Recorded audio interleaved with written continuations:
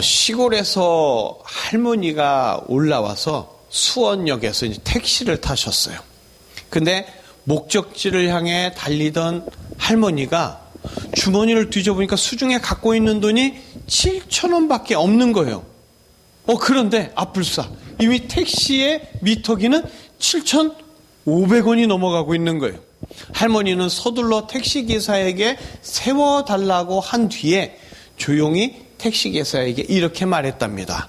기사 양반 500원어치 뒤로 갑시다. 아따 미안해요. 뒤로 가장께.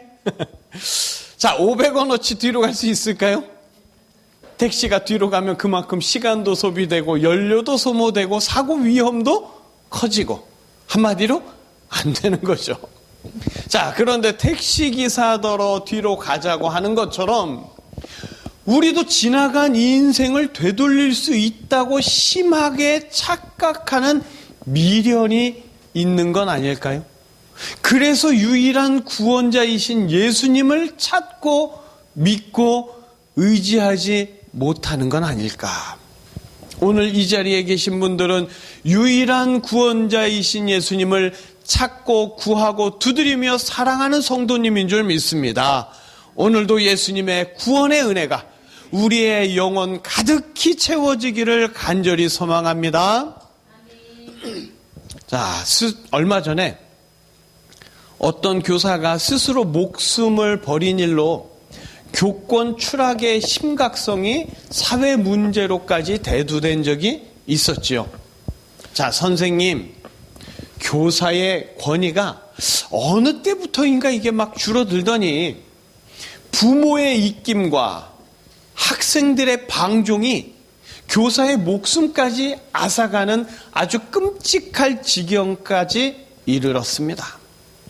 하지만 참교사, 참스승도 흔하게 찾을 수 없는 안타까운 시대이기도 하지요. 자, 교사라고 하는 건 단순한 지식을 넘어서 사회와 인생을 가르쳐주는 중요한 직책이죠.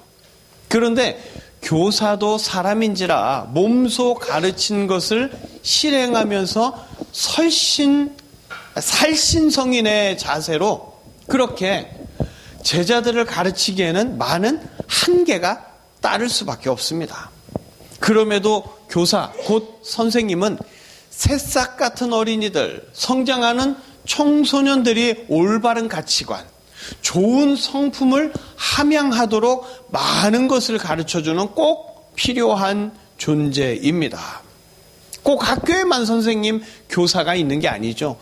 교회에서도, 가정에서도, 직장에도 어디에나 교사는 있는 법입니다. 그리고 교사의 직분을 맡은 자가 직분대로 충실한다면 학교나 교회나 가정이나 직장이나 어디든지 아름다운 공동체로 발전할 수 있을 거예요. 자, 그렇다면 누가 교사가 되어야 할까요? 어떤 사람이? 교권이 땅에 떨어지는 사회 문제도 없어지고 참교사, 참스승으로 존경받는 교사들이 곳곳마다 있으려면 어떤 사람이, 누가 교사가 되어야 하겠느냐 하는 겁니다. 교사의 중요성은 알지만 학교에서나 교회에서나 사회 어느 곳에서든지 참 교사를 세우는 일, 이게 그렇게 말처럼 쉽지만은 않다는 겁니다. 자, 오늘 성경을 보시죠. 세례 요한은 요단강에서 세례를 주었습니다. 많은 사람들이 몰려왔어요. 세례 요한에게 세례를 받고 가슴을 찢으며 자신들의 죄를 회개했습니다. 세례 요한은 세례를 베풀고 메시아가 올 것이니 회개하라고 선포하면서 아주 정신없이 바쁘게 그렇게 사명을 감당하고 있었습니다. 그런데 이 세례 요한에게 예수님이 찾아오셨죠. 격려와 위문차 찾아온 게 아니라 예수님이 세례 요한에게 세례를 받으시겠다고 오신 거예요. 자, 요한은 예수님이 메시아이신 것을 알고 증거했던 선지자죠. 예수님의 이 말씀에 펄쩍 뛰면서 내가 당신께 세례를 받으면 몰라도 어찌 당신이 내게 오십니까? 예수님을 만류합니다. 세례 요한의 간곡한 만류에도 예수님은 이제 허락하라고, 이와 같이 하여 모든 의를 이루는 것이 합당하다고 말씀하시면서 세례받기를 강행하십니다. 세례 요한의 만류에도 왜 예수님은 세례 요한에게 세례를 받으시려고 했을까? 자, 세례는요, 일종의 통과 의례 같은 종교적인 행위로서 모범적인 교사가 필요하죠. 그래서 예수님이 세례 받는 것에 대해 훈련된, 준비된 조교처럼 세례 요한에게 세례를 받으러 오셨을까요? 메시아, 높은 분이지만 낮은 자 세례 요한에게 세례를 받으시면서 겸손이 어떤 것인지 몸소 보여주시려고 세례를 받으려고 하시는 것 같습니다. 이에 하늘도 감동해서 하늘에서 비둘기 같은 성령이 임했잖아요. 예수님은 참 교사이십니다. 참 선생님이에요. 인간의 모범을 보이시려고 낮은 인간에게 세례를 받으시려고 겸손을 친히 보여주셨잖아요. 그런데 한 가지 의문이 뭐냐? 요한의 세례는 회개의 세례예요. 그렇다면 예수님도 죄가 있다는 건가요? 죄가 없는 분이지만 겸손을 가르쳐주기 위해 훈련된 조교처럼 손수 모범을 보이신 거라면 예수님은 말로만 떠드는 교사가 아니라 친히 몸으로 가르쳐주시는 정말 참다운 윤리 교사인 거죠. 역시 예수님은 훌륭한 분 아니십니까? 세상이 처음 창조되었을 때 인간은 하나님의 존재를 하나님이 주신 선지식으로 잘 알고 있었어요. 아담은 아기로 만들어진 게 아니라 완성된 성인으로 창조되었거든요. 그래서 인간은 하나님을 선생님처럼 따랐고 그분의 말씀에 순종하며 살았습니다. 그러나 단지 무언가를 가르쳐주는 교사를 넘어서 하나님은 인간에게 생명이었고요, 아버지였고요, 존재하는 이유였습니다. 하나님과 함께하는 하루하루가 인간에게는 늘 새롭고 기쁨이었습니다. 그러나 어느 순간에 하나님에 대한 믿음에 의심이라는 마음이 독버섯처럼 자라나기 시작해요. 본 적이 없는데 정말 하나님이 이 세상과 나를 창조하신 게 맞나? 왜 선악과는 금지하셨나? 하나님이 없어도 인간이 충분히 잘 살 수 있지 않을까? 이런 의심의 나무가 무럭무럭 자란 끝에 인간은 선악과를 먹고 하나님으로부터 등을 돌렸지요. 그리고 타락한 인간은 생명을 잃어버려서 시시각각 사망에 끌려가고 아버지를 잃어버려서 고아처럼 방황하고 가르쳐주는 자도 없이 세상의 시험과 환난에 고통당하면서 주변을 원망하며 왜 사는지도 모르고 사는 불쌍한 존재로 전락해버리고 말았습니다. 이 어렵고 힘든 세상에서 지식이 큰 힘이 되고 나니까 무언가 가르쳐 줄 수 있는 교사는 매우 훌륭하고 위대한 사람이 된 거예요. 하지만 배우는 자도 가르쳐 주는 자도 실상은 아무것도 모르는 인간의 한계 속에서 처연한 인생을 살아갈 뿐인 거죠. 자, 그렇다면 예수님은 왜 세례 요한에게 세례를 받으셨을까? 예수님은 보통 인간과 다르게 죄가 전혀 없는 분이시기 때문에 죄 씻음의 세례를 받을 필요가 없었어요. 그렇다면 역시 메시아이심에도 불구하고 세례 요한에게 세례를 받으며 누구나 겸손한 마음으로 세례를 받아야 한다는 것을 손수 모범으로 보여주신 것이냐? 말 그대로 예수님은 몸소 실천하는 윤리교사로 이 땅에 오신 것이냐? 그렇지 않습니다. 예수님의 세례와 인간의 세례는 완전히 다릅니다. 인간은 죄 씻음의 의미로 물속에 들어갔다 나오는 물 세례를 받지만 예수님의 세례는 화목사역, 곧 공생애의 시작이었습니다. 그저 겸손을 보여주시기 위해 세례를 받으신 게 아니에요. 겸손하라는 윤리적 교훈은요, 이미 제사장들을 비롯하여 유대 종교 지도자들이 입이 아플 정도로 말하고 있어요. 예수님은 종교 지도자들처럼 겸손을 가르쳐 주시려고 세례를 받으신 게 아닙니다.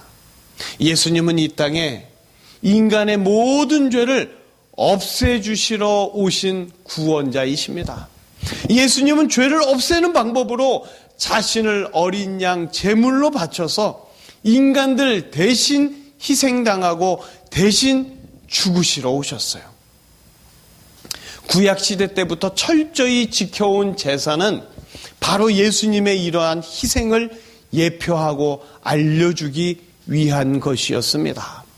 자, 제사를 드릴 때 제사 드리는 자는 소나 양 등의 제물을 제사장에게 가져옵니다. 그러면 제사장은 제물로 가져온 그 짐승에 손을 얹고 제사 드리는 자의 모든 죄가 짐승에게 전가되도록 기도합니다. 그러면 제사장은 짐승을 죽여서 대신 피를 흘리게 함으로 죄가 사해졌다는 선언을 하게 되는 거죠. 예수님은 희생제물, 곧 어린 양으로 오셨어요. 그리고 이제 인류의 모든 죄를 전가받으려면 제사장이 안수해야 합니다. 세례 요한의 아버지는 사가랴 제사장이었어요. 제사장은 세습직입니다. 세례 요한이 광야로 쫓겨났어도 그의 신분은 제사장이에요. 그래서 세례 요한은 세상 죄를 질 어린 양, 오직 예수님에게 안수하여 온 인류의 죄를 예수님께 전가하기 위해 광야와 요단강에서 사역했습니다. 다른 제사장들처럼 예루살렘에 있지 못했지만 오직 믿음을 가지고 세상 죄를 질 어린 양 예수님을 기다렸던 자였던 거죠. 세례 요한도 인간인지라 예수님이 세례 받으러 오실 때 서열상 아니 된다고 생각하면서 예수님을 말렸었습니다. 그러나 예수님은 이제 허락하라고 이와 같이 하여 모든 의를 이루는 것이 합당하다고 말씀하십니다. 만약 예수님께서 세례 요한에게 세례를 받지 않으셨다면 십자가에서 죽으셔도 우리의 죄사함은 없는 게 되는 거예요. 예수님은 세례 요한에게 어린 양으로서 세례를 받고 세상 모든 죄를 전가받아서 죽기 위해 이 땅에 오셨습니다. 그리고 그 사역이 이루어져야 합당한 의가 이루어지는 거예요. 예수님이 세례 받으실 때 하늘이 열렸다는 건 물리적 현상이 아니라 영적인 현상으로서 하나님은 적그리스도가 아니라 예수님은 적그리스도가 아니라 어린 양 곧 진짜 그리스도이심을 하늘이 인정했다는 의미입니다. 그리고 예수님에게 비둘기 같은 성령이 임했다는 것은 짝을 위해 죽고 희생하는 비둘기처럼 예수님은 사역하신다는 사역적 특징을 의미하는 겁니다. 하늘로부터 들린 소리, 이는 내 사랑하는 아들이요 내 기뻐하는 자라. 예수님이 온 인류의 죄를 모두 짊어졌을 때 하나님은 기뻐하셨어요. 구원받을 인간들로 인하여. 세례 요한이 믿음으로 버텨온 세월은 바로 이런 의, 구원의 의를 이루기 위한 하나님의 섭리였는 줄 믿습니다. 예수님은 어린 양이세요. 그냥 들판에서 풀 뜯는 흔한 어린 양이 아니라 세상 죄를 지고 가는 유일한 어린 양이십니다. 요한복음 1장 29절 우리 함께 읽어보실까요? 이튿날 요한이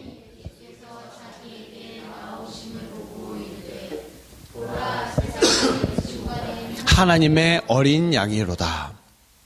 아무 새끼 양이나 죄를 질 수 있는 게 아니에요. 애초에 양은 짐을 지우는 짐승도 아니죠. 철저하게 제사를 통해서 제사장이 안수한 제물만 죄를 전가받아서 죽는 거예요. 그러나 아무리 많은 양을 죽여도, 아무리 많은 소를 죽여도 실제로 죄는 없어지지 않습니다. 양을 잡아서 제사를 드리라고 했던 것은 어린 양으로 오실 메시아 예수님을 기다리라는 뜻이었습니다. 오직 어린 양 예수님만이 세상 모든 죄를 다 짊어지실 수 있어요. 그리고 예수님이 어린 양으로 세상 모든 죄를 전가받으면 그의 신적인 죄사함은 과거의 모든 죄에도 소급되고 미래의 모든 죄에도 적용되게 됩니다. 어떻게 그렇게 되냐? 예수님은 하나님의 본체로서 죄가 전혀 없는 분으로서 유일한 구원자이시기 때문인 줄 믿습니다. 유일한 구원자가 세상 죄를 다 짊어질 어린 양으로 이 땅에 오셔서 믿음으로 광야에 머물렀던 요한에게 세례를 받으셨습니다. 하지만 미련한 인간들은 그 뜻을 전혀 몰랐어요. 초라한 광야의 세례 요한은 귀신 들렸다고 욕하고, 누추한 갈릴리의 예수님은 세리와 똑같은 죄인이라고 비난하고 정죄했죠. 세례 요한이 예수님을 보고 세상 죄를 지고 가는 어린 양이라고 할 때 세상의 양을 다 잡아도 감당 못할 죄인의 우두머리, 귀신의 왕 바알세불이라고 예수님께 온갖 욕을 퍼부었습니다. 예수님이 세례 받으실 때 죄가 많은 자니까 물속에 오래 담갔다 나오라고 비아냥거리기 정신없었어요. 예수님이 하신 말씀들에는 말은 그럴듯하게 해놓고 몸소 본을 보이지 못하지 않느냐고 인간들은 예수님을 파렴치한 윤리교사로 심판하고 십자가에 매달아 죽였습니다. 세상의 모든 죄를 지고 갈 어린 양으로 이 땅에 오셨지만 인간들이 예수님을 해충을 잡아 없애듯이 눈앞에서 치워버리려고 할 때 예수님은 인간들을 위해 대신 죽으실 어린 양으로 사역하실 그 마음이 조금이라도 상하고 없어지지 않으셨을까요? 그러나 예수님은 어린 양의 사역, 대속의 죽음을 향한 사역을 멈추지 않으셨습니다. 그리고 마침내 유월절에 예수님은 유월절 어린 양으로 모든 인류의 죄를 다 떠안고 십자가에서 자기 몸을 사르셨습니다. 누가복음 23장 44절에서 46절 우리 함께 읽어보겠습니다. 때가 제6시쯤 되어 해가 빛을 잃고 온 땅에 어둠이 임하여 제9시까지 계속하며 성소의 휘장이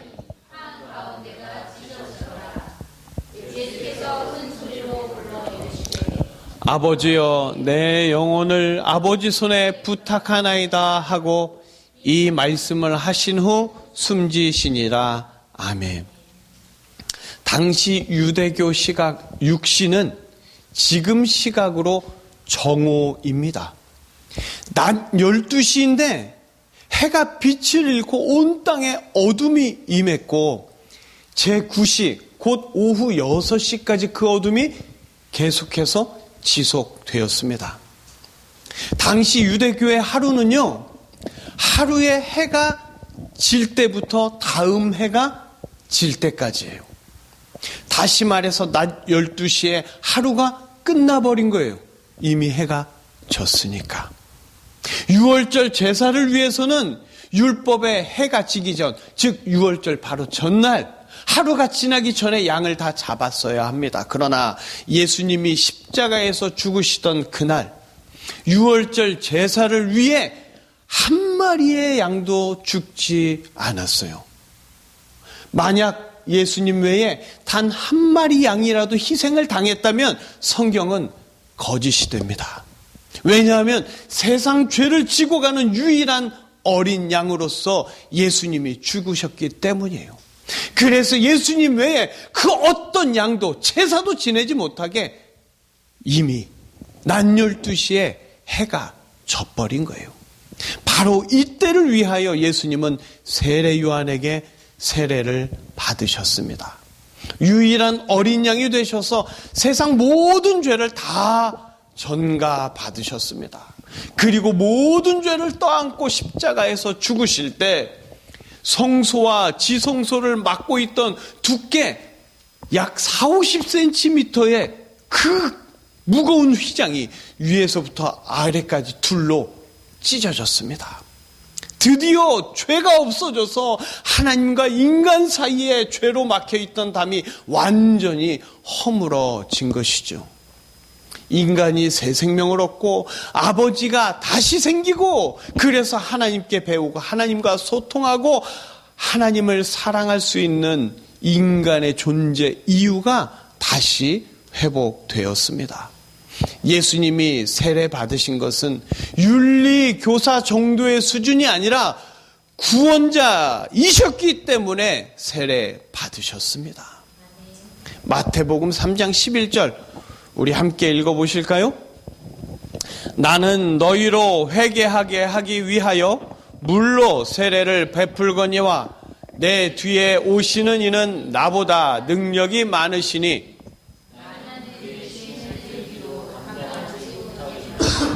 그는 성령과 불로 너희에게 세례를 베푸실 것이요. 아멘.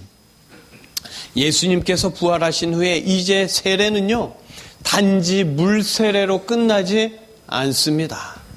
세례 요한이 증거한 바와 같이 이제는 성령과 불의 세례입니다. 성령과 불, 곧 예수님은 자신의 모든 것을 다 주셨어요. 모든 죄는 다 가져가시고 예수님의 완벽한 의, 천국에 이를 수 있는 의만 가득 채워주십니다. 바로 믿는 자에게 예수님이 이루어주시는 말로 형용할 수 없는 크고 놀라운 은혜인 줄 믿습니다. 믿음은 예수님을 윤리교사로 알고 자신도 윤리교사가 되어서 윤리를 증거하는 것이 아니라 예수님을 구원자로 믿고 받아들이며 우리의 모든 죄를 지고 대속의 사역을 이루신 예수님께 감사하면서 예수님을 증거하는 것이 바로 믿음입니다. 예수님은 믿는 자에게 죄는 다 가져가시고 의를 가득 채워주십니다. 요한에게 세례 받으심으로 모든 죄를 전가받아서 유월절 어린 양으로 대속의 제물이 되어 십자가에서 죽으실 때 믿는 자의 모든 죄는 예수님이 죽으신 이전의 죄도 예수님이 죽으신 이후의 죄도 모든 죄가 다 사라졌습니다. 예수님의 세례는 겸손함이 아니라 구원의 사역으로 구원자가 행하시는 역사입니다. 이것을 알고 세상 죄를 지고 가는 어린 양, 온 세상의 유일한 구원자로 예수님을 받아들이는 것이 온전한 믿음인 줄 믿습니다. 인간은요, 마치 암덩어리가 은밀히 자라듯 영혼과 마음에 의심의 덩어리가 은밀히 자라 가득하게 되면서 더 이상 하나님을 믿지 못하고 하나님을 떠나고 말았죠. 그리고 암덩어리 같은 죽음의 덩어리를 달고 지옥에 갈 수밖에 없는 처참한 운명이 되었습니다. 그러나 하나님 아버지는 이런 인간을 죽게 내버려 두지 아니하시고 예수님을 보내주시죠. 인간에게 믿음을 가르쳐 주시고 인간에게 새 생명을 주시는 유일한 어린 양을 보내주십니다. 그리고 그 어린 양이 인간의 모든 죄를 전가받고 유일한 유월절 어린 양, 유일한 대속의 제물로 모든 인간을 대신하여 십자가에서 희생당할 때 하나님을 의심하며 하나님을 믿지 않은 죄부터 시작해서 모든 인간의 죄를 예수님의 희생으로 다 없애주십니다. 하나님 아버지와 인간 사이에 모든 막힌 담을 허무시고 다시 하나님을 아버지로 섬기며 하나님을 알고 그분을 영화롭게 하는 인간의 존재 이유를 믿는 자마다 회복시켜 주십니다. 예수님을 어린 양으로 보내셔서 모든 죄를 지고 가게 하심으로 인간의 모든 죄를 정케 하여 주신 이 하나님 아버지의 은혜, 새 생명으로 다시 태어나는 영혼의 생일 세례를 받으면서 또한 매주 우리의 죄를 깨끗이 씻어주시는 성찬을 받으면서 늘 기리고 감사하며 찬양해야 할 은혜인 줄 믿습니다. 원래 세례 요한의 이름은 사가랴의 아들 요한 이렇게 했어야 돼요. 그런데 지금 그의 이름은 세례 요한이 되었습니다. 처음 사람들에게 세례를 베풀면서 회개하라고 외친 것도 물론 중요하지만 더 중요한 것은 예수님께 세례를 주어서 모든 세상의 죄를 예수님께 전가하는 그 막중한 사명을 감당했기에 그의 이름은 세례 요한이 되었습니다. 세례 요한이 일찍 죽은 건 역시 이미 할 일, 사명을 다 했기 때문이에요. 이 땅에 있는 이유가 무엇이냐? 사명이 있기 때문이죠. 불상에게 헤롯에게 목베임 당한 게 아니에요. 사명을 마쳤기 때문에 이 땅과 비교할 수 없는 저 좋은 천국으로 주님이 속히 데려가신 거죠. 세례 요한은 예수님 가장 가까이에서 구원자이심을 증거한 위대한 마지막 선지자였으며 예수님께 세례를 주어 세상의 모든 죄를 전가한 엄청난 임무를 완수한 위대한 제사장이었으며 여자가 낳은 자 중에 가장 큰 자로 지금까지 칭송받고 있습니다. 왜? 바로 그가 믿음의 사람이었기 때문입니다. 그 믿음을 심어주시려고 일찍부터 광야로 인도하셨고 때로 의심이 들어 당신이 그분입니까? 할 때도 메시아가 하시는 일, 죄를 없애주실 일을 정확히 알려주셔서 때마다 세례 요한에게 믿음을 더 북돋아 주셨습니다. 그리고 이제 그 믿음의 인생, 그 축복의 인생이 우리에게도 이어지고 있는 줄 믿습니다. 많은 것을 배워야 하는 이 세상에는 참 교사가 필요하죠. 그러나 교사가 인생까지 책임질 수는 없어요. 영생을 책임져 줄 수 없습니다.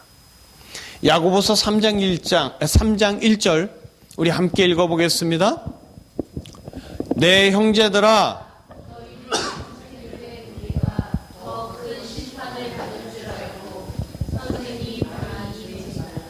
선생이 되지 말라.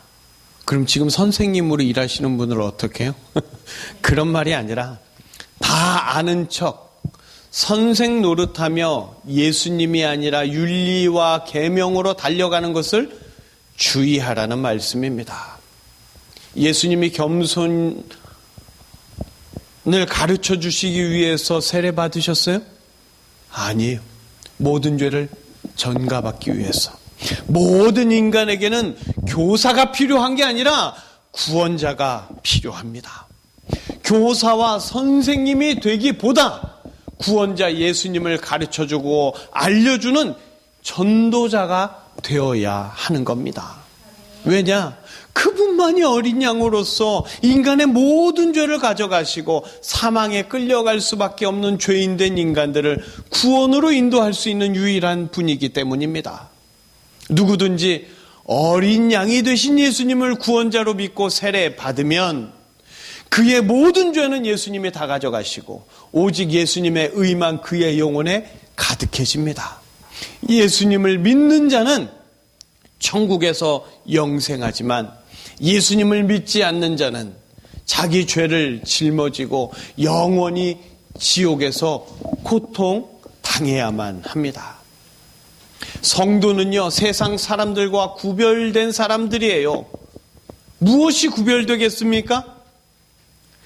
첫 유월절에 어린 양을 잡아서 그 피를 문설주에 바른 집은 죽음의 사자가 넘어갔어요. 이와 똑같이 마지막 유월절 어린 양 되신 예수님의 보혈을 믿음으로 그 영혼에 바른 자, 죄와 사망의 권세가 넘어갈 수밖에 없는 겁니다. 세례 요한에게 세례 받으신 어린 양 예수님의 피가 모든 죄를 씻어주기 때문에 죄와 사망의 권세는 성도를 어찌할 수가 없습니다. 사람의 눈에는 보이지 않지만 성도의 영혼에 칠해져 있는 어린 양 예수님의 보혈, 바로 그 보혈이 세상 사람들과 성도가 완전히 구별되는 은혜인 줄 믿습니다. 우리는요, 예수님을 믿는다고 하지만 믿는다고 말했다고 해서 다 믿음이 있는 건 아니죠. 솔직히 우리는 세례의 의미조차 몰랐잖아요. 그러나 예수님이 이 시간 우리에게 알려주십니다. 우리는 윤리교사가 아니라 거래 대상자가 아니라 유일한 구원자이신 예수님을 믿어야 합니다. 내가 헌금하고 헌신하고 열심히 봉사했으니까 나에게 복 주십시오. 거래의 대상자로 예수님을 만나면 안 됩니다. 우리의 품성을 올바로 가다듬기 위해서 윤리도덕의 모범교사로 예수님을 만나면 안 됩니다. 예수님의 세례는 겸손이 아니었어요.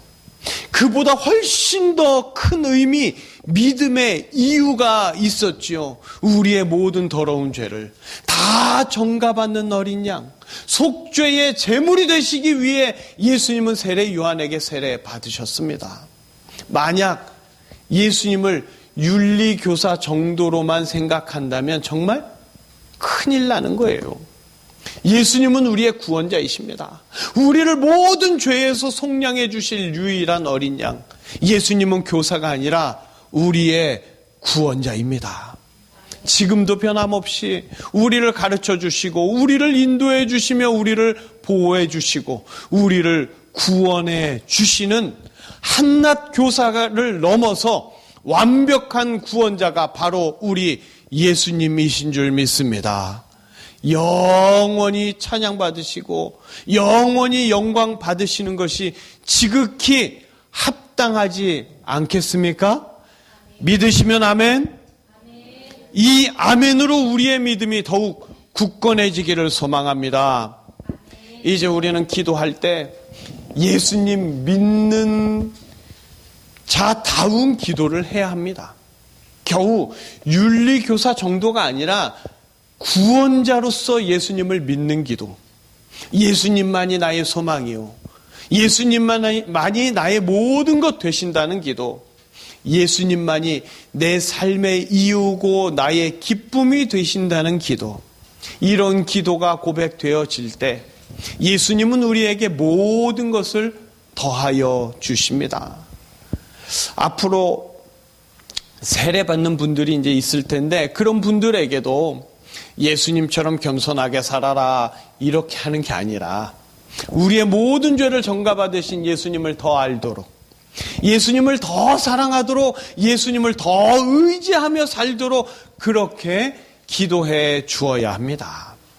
그리고 우리 영혼의 생일, 세례 받은 날을 기억하면서 죄로 죽을 수밖에 없었던 불쌍한 죄인이 어린 양 예수님의 보혈로 새 생명을 얻게 된 것에 늘 감사하고 찬양해야 합니다. 그리고 성찬을 매주 받으며 이 피가 세상 사람들과 나를 구분해주는 예수님의 은혜라고 고백해야 합니다. 우리가 받는 세례는요, 회개의 세례인 동시에 성령 세례이고 불세례입니다. 이미 여기 세례 받으신 분들은 다 성령 세례를 받았고 불세례를 받으신 거예요. 왜? 예수님이 자신을 이미 다 주어서 완전히 거듭나게 하는 은혜의 세례를 받으셨기 때문입니다. 세례에 더하여 한 번 더 되새기며, 세례에 대해서 한 번 더 되새기면서 우리가 믿어야 할 분은 윤리교사가 아니라 구원자이심을 잊지 마시기를 바랍니다. 오늘도 우리의 죄를 예수님 앞에 회개하고 예수님이 그런 죄에도 불구하고 여전히 나의 구원자 되심을 감사하며 만나는 사람마다 이 기쁨의 소식, 복음을 전하는 삶을 살아가시면서 예수님께서 세상 끝날까지 항상 함께 하시는 크고 놀라운 축복으로 날마다 살아가시기를 주님의 이름으로 축복합니다. 기도하시겠습니다.